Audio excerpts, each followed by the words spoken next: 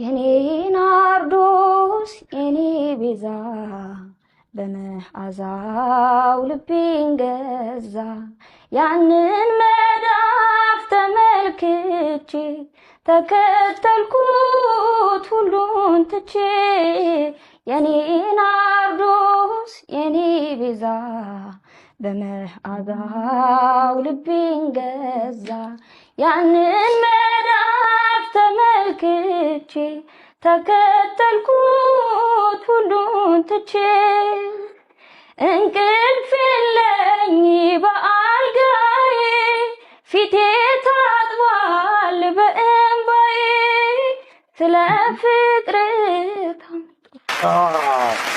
ውዴ የኔም ያንተ ማን ሊለየኝ ከንጉሱ የኔ ናርዶስ የኔ ቤዛ በመዓዛው ልቤን ገዛ ያንን መዳፍ ተመልክቼ ተከተልኩት ሁሉን ትቼ። ያው ታስታውሽም ብዬ ነው እንግዲህ ስለ መዝሙሩም ትንሽ እንድናወራ ብዬ ነው። ቤተሰብ ምን ያይደግፍሻል ወደ ሙዚቃው እንድትሄጂ? ያው ከትምህርት ጎን ለጎን ትምህርትን በማይነካ መልኩ ከሆነ ይደግፈኛል። ግን በጣም እንደዚህ ዲፕሊ ገብቼበት እንትን ነገር ሳይሆን ትምህርቴን ተምሬ በደንብ እንትን ካልኩ በኋላ ሙዚቃ እንድሰራ እና ደግሞ ከትምህርቴ ጎን ለጎን እንድሰራ ነው። ትምህርትሽን ግን እንድታይ አይፈልጉም? አሁን ስተኛ ክፍል ነሽ? አሁን 11ኛ ክፍል ነሽ። እንደ አያንቺስ ፍላጎት ምንድን ነው?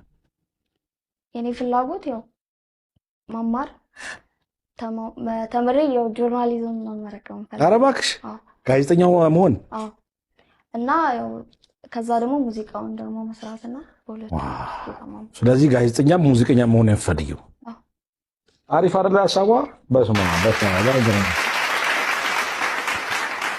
ያው ጥሩ፣ ሁለቱም ከበድ ሙያዎች ናቸው። አሁን ጋዜጠኝቱን ስለምወደው ሙዚቃ መግባት አልፈልግም። ለምሳሌ አሁን የማንጎራጎር ፍላጎት አንዳንዴ ክህሎት አለኝ፣ ግን ትልቅ ሙያ ስለሆነ ጋዜጠኝነት ይሄኛውን እየዘፈንኩ እንደገና ይሄኛውን ጋዜጠኝነት ምናምን ብዬ በጣም ትልቅ ሙያዎች ስለሆነ ብዬ ነው። እኔ እንግዲህ ከምታቻችው ከሆነ አሪፍ ነው። እሺ